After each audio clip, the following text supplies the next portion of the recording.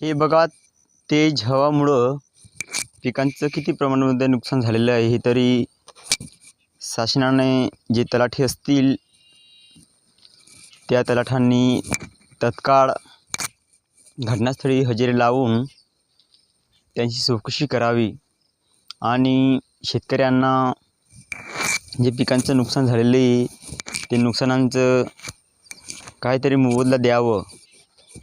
हे सर्व माहिती शासनापर्यंत पोहोचली पाहिजे, कारण शेतकऱ्यांचं मोठ्या प्रमाणामध्ये नुकसान झालेलं दिसून येत आहे आपल्याला. ही अशी अवस्था आहे. हे आहे देवमोगरा पुनर्वसन क्रमांक 5, तालुका अक्कलकोट, जिल्हा नंदुरबार. हे मकाईचं कसं नुकसान झालेलं आहे बघा, आपण बघू शकतो आपल्या व्हिडिओमध्ये. जर ह्याप्रमाणे जर नुकसान होत असेल तर शेतकरी जगणार कसं काय, हा सर्वात मोठा प्रश्न आहे. तरी शासनाने ताबडतोब शेतकऱ्यांचं समस्येचं समाधान करावं, हीच माझी विनंती. जय जोहार, जय आदिवासी.